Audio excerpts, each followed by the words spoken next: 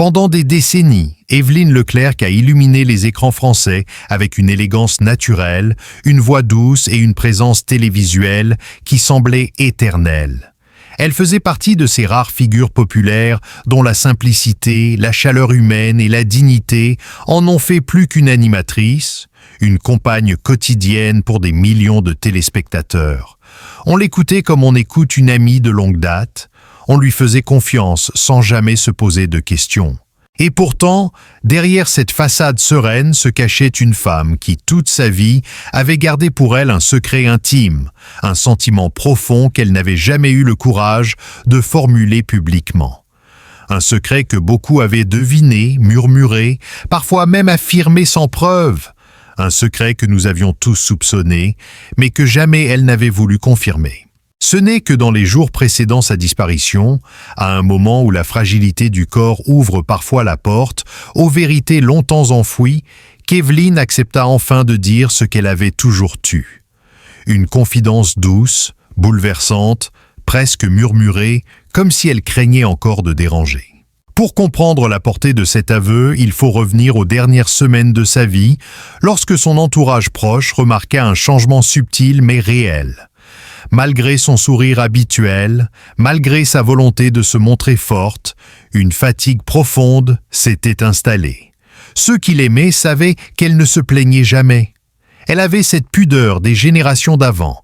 La douleur se garde, l'inquiétude se tait, et l'on avance, dignement, jusqu'à ce que le corps impose sa vérité. Ce fut justement ce qui arriva. Un matin, alors qu'elle était chez elle, Évelyne ressentit un malaise diffus, une faiblesse inhabituelle.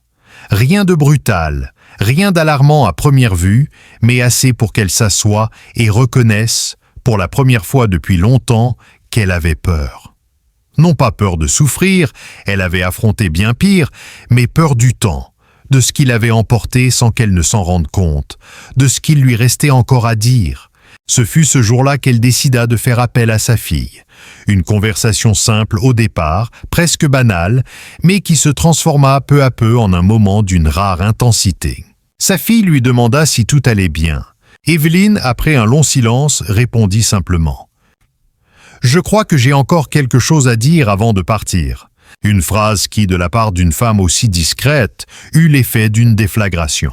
Les médecins, consultés en urgence, constatèrent qu'Évelyne avait besoin de repos et d'une surveillance étroite. Elle fut transportée à l'hôpital, où l'on décida de la garder quelques jours pour observation. Malgré sa faiblesse, elle accueillit le personnel avec la gentillesse qui l'avait toujours caractérisée. Les infirmières parlaient d'elle avec admiration, évoquant une femme douce comme une plume, d'une politesse rare, lumineuse, malgré la fatigue. Mais ce que personne ne savait encore, c'est qu'Évelyne portait en elle un poids invisible, une vérité intime qu'elle n'avait jamais osé prononcer, ni par peur du jugement, ni par pudeur, ni par cette habitude d'écarter tout ce qui la concerne elle-même pour mieux s'occuper des autres. Cette vérité avait un nom, ou plutôt un visage. Pour comprendre cette confession tardive, il faut remonter des années en arrière, à l'époque où Évelyne brillait sur les plateaux télé. Une époque d'or où sa carrière battait son plein, où elle enchaînait les émissions avec une énergie qui semblait inépuisable. Ce fut aussi à cette période qu'elle rencontra l'un des collaborateurs les plus importants de sa vie professionnelle. Un homme discret, cultivé, profondément bienveillant, qui travaillait dans l'ombre mais qui, peu à peu, devint à ses yeux plus qu'un collègue. Les rumeurs avaient circulé. Les journalistes s'étaient interrogés.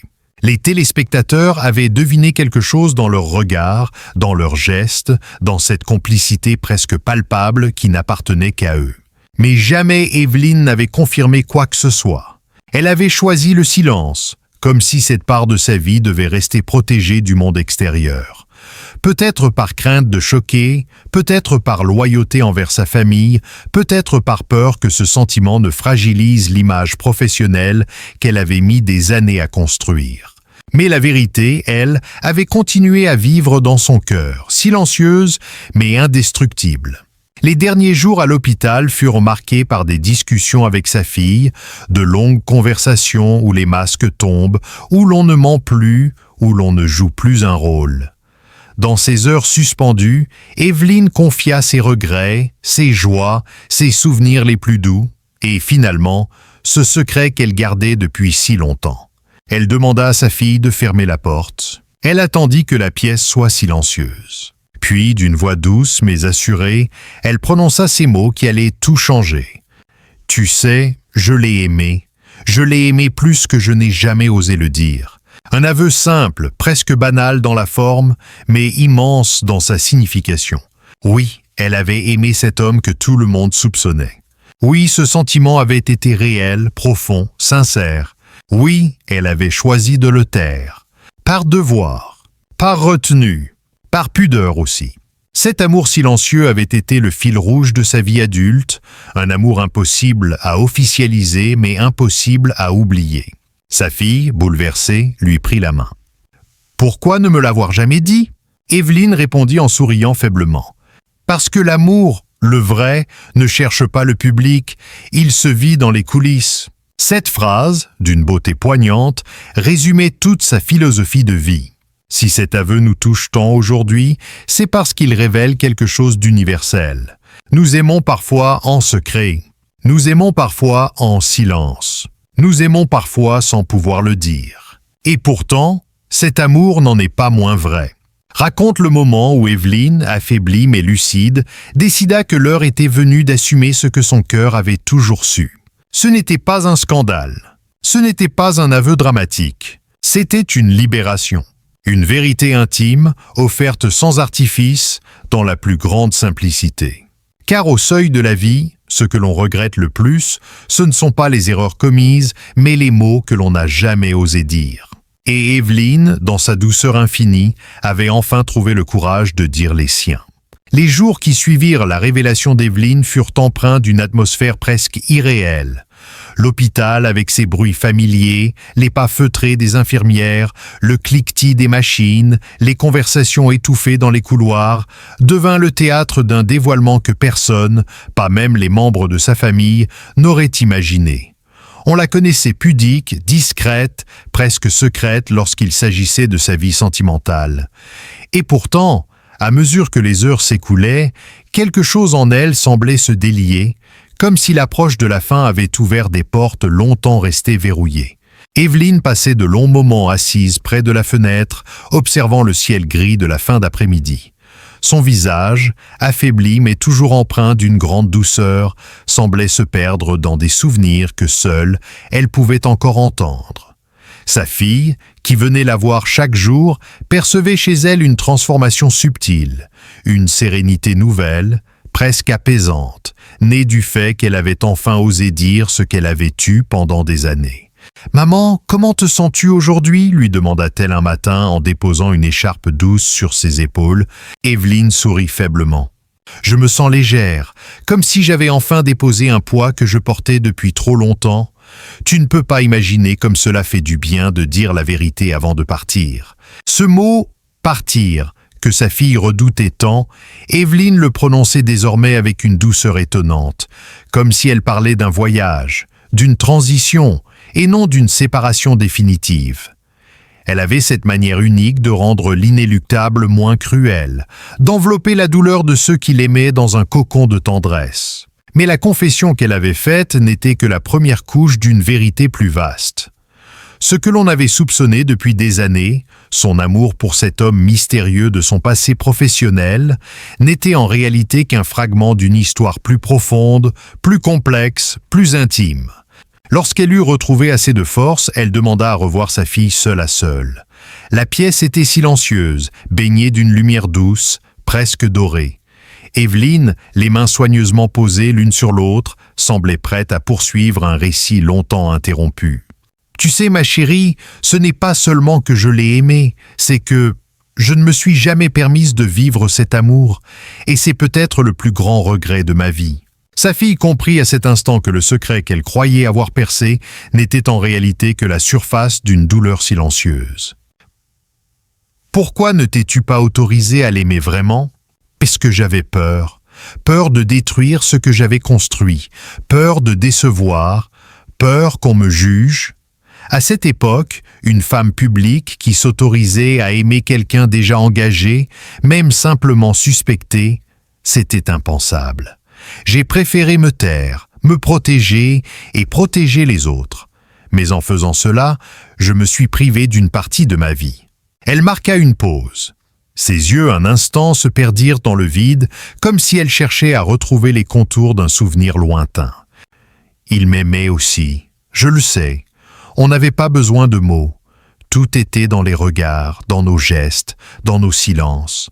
Mais nous étions deux adultes raisonnables, trop raisonnables peut-être. Et la vie a suivi son cours, chacun de notre côté. Cette confession, prononcée avec une simplicité déchirante, bouleversa profondément sa fille et bouleverserait plus tard tous ceux qui apprendraient la vérité. Evelyne, cette figure si maîtrisée à l'écran, révélait tout à coup une facette intime et vulnérable que personne n'aurait imaginée. Dans les jours qui suivirent, les conversations se firent plus profondes encore. Comme si un barrage avait cédé, Evelyne trouvait enfin les mots pour dire ce qu'elle avait longtemps étouffé. Elle parlait de ses peurs, de ses sacrifices, de ses moments de solitude qu'elle n'avait jamais avoués, même dans ses interviews les plus sincères. Elle confia à sa fille qu'en dépit de sa réussite professionnelle, elle avait parfois ressenti un vide immense en rentrant dans une maison silencieuse après une longue journée de tournage. Le public croit que la lumière des projecteurs éclaire nos vies, mais parfois, elle ne fait que projeter l'ombre de ce qui nous manque. Cette phrase, d'une lucidité presque douloureuse, résumait le dilemme de tant de personnalités publiques, être aimé par des millions et pourtant terriblement seul dans les moments les plus importants. Elle reprit, la voix légèrement tremblante mais déterminée. « J'ai vécu pour mon métier. J'ai donné tant d'énergie, tant d'années, que parfois, j'ai oublié de vivre pour moi. On croit qu'on a le temps. On croit qu'on aura un jour l'occasion de réparer, de dire, de faire, et puis un matin, on se rend compte que le temps a fait son travail, que les portes se referment. » Sa fille, bouleversée, lui serra la main. « Maman, tu n'as rien raté, tu as fait ce que tu pensais juste, tu as été une femme admirable. » Evelyne secoua la tête doucement. « Je ne me juge pas, je dis seulement la vérité. Et si je parle aujourd'hui, c'est pour que tu n'attendes pas aussi longtemps que moi.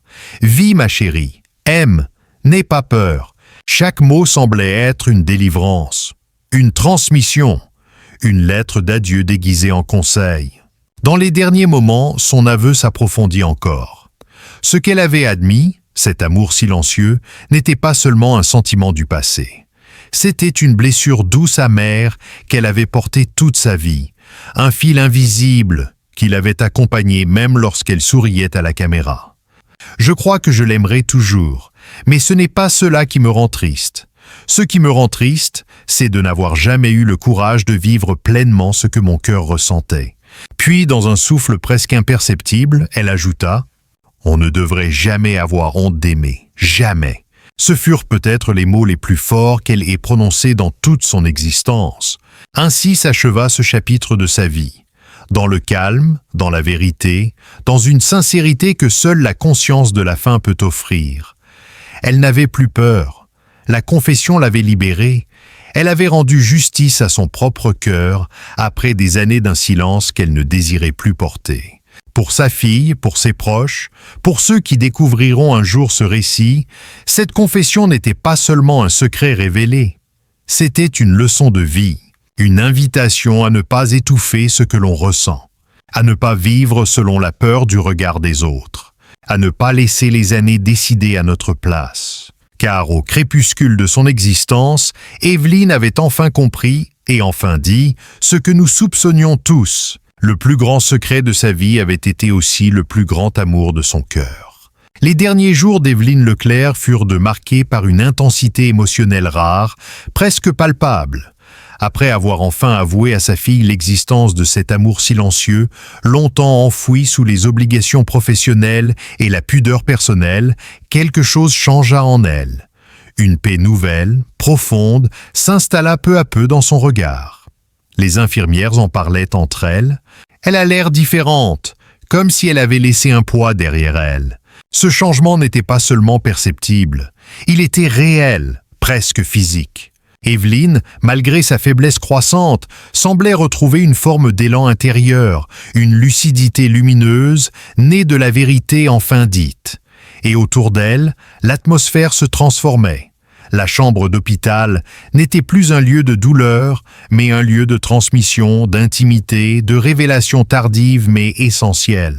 Un matin, alors que la lumière dorée traversait timidement les rideaux, sa fille entra et trouva sa mère assise, plus éveillée qu'à l'accoutumée.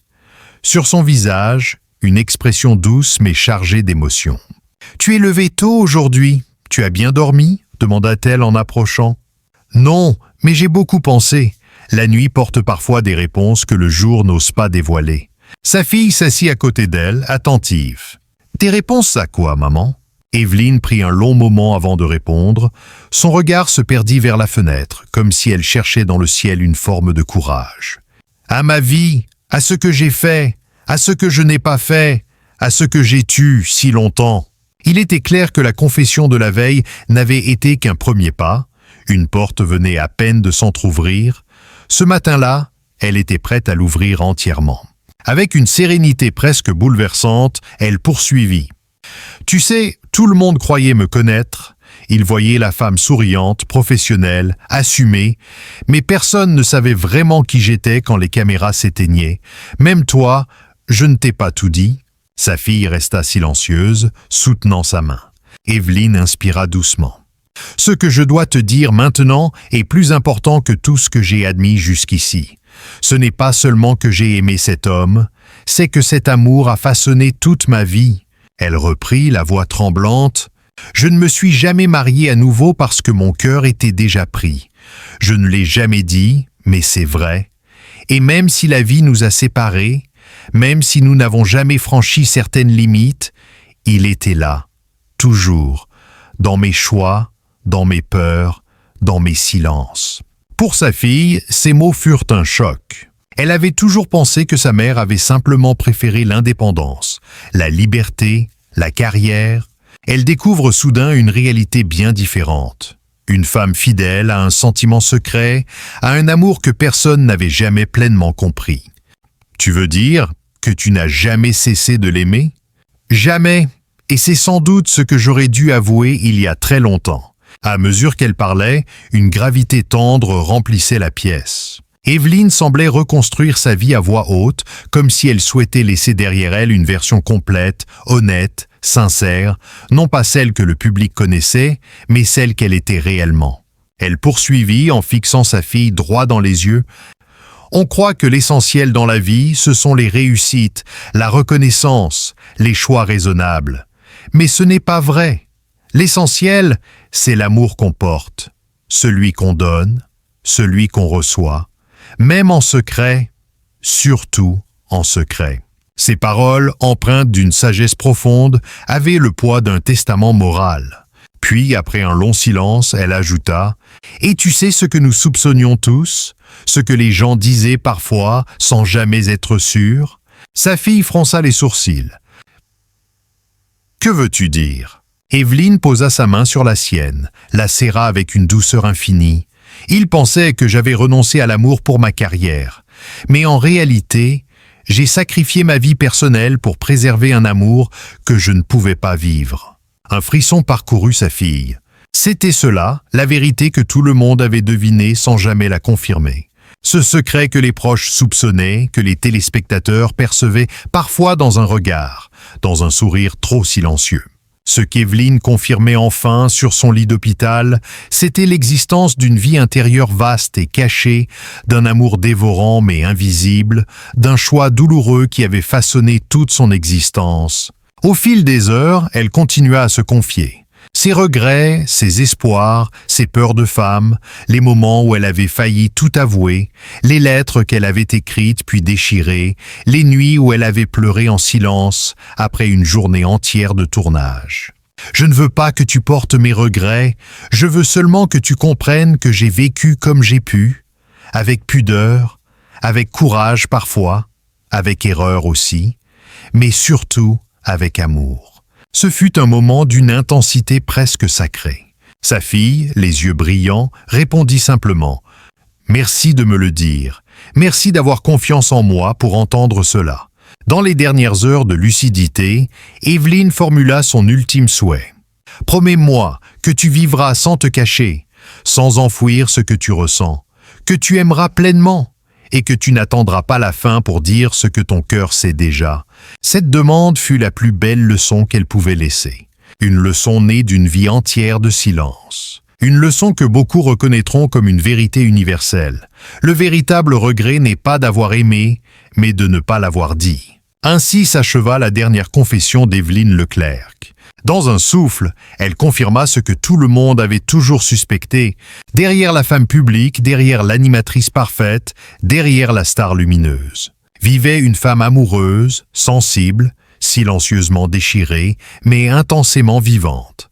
Et dans cet ultime aveu, elle offrit au monde non pas un scandale, mais une vérité humaine, tendre, bouleversante, une vérité qui la rend plus proche encore de ceux qui l'ont admirée toute leur vie.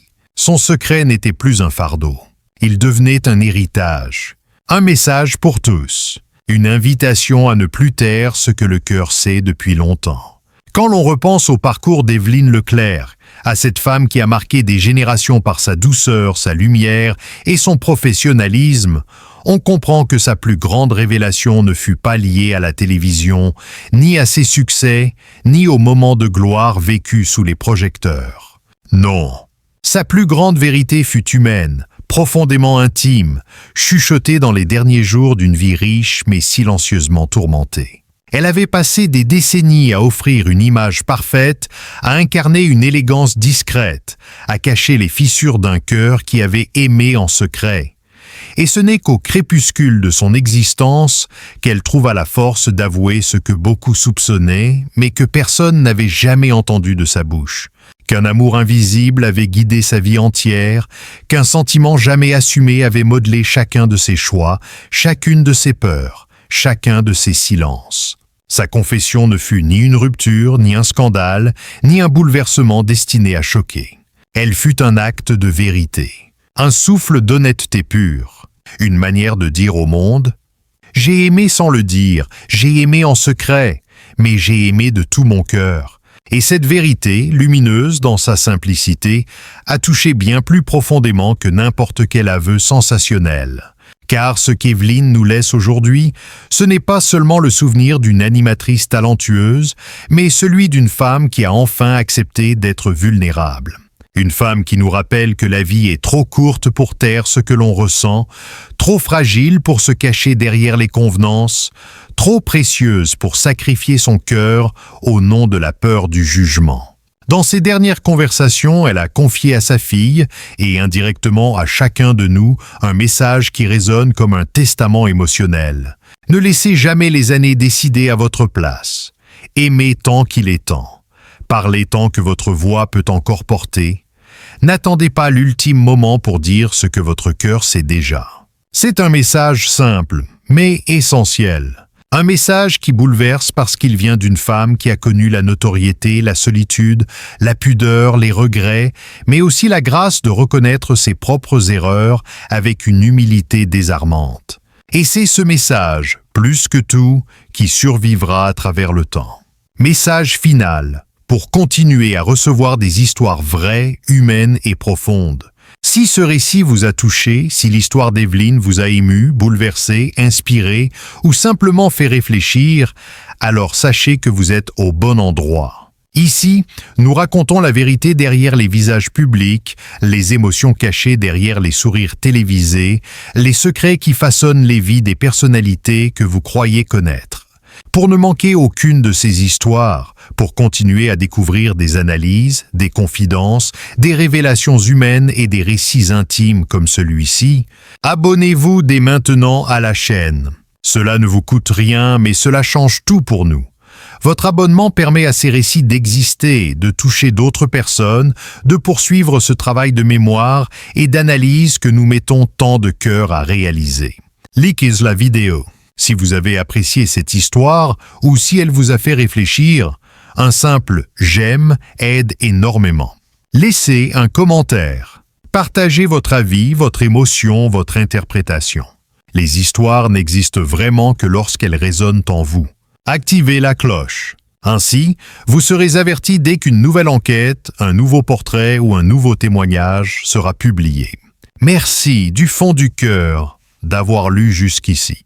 Merci de faire partie de cette communauté qui croit en la force des récits vrais, en la profondeur des confidences humaines et en la beauté de la vérité, même lorsqu'elle arrive tard. À très bientôt pour une nouvelle histoire. Et surtout, n'oubliez jamais, vivez, aimez, dites les mots que vous n'avez jamais osé dire.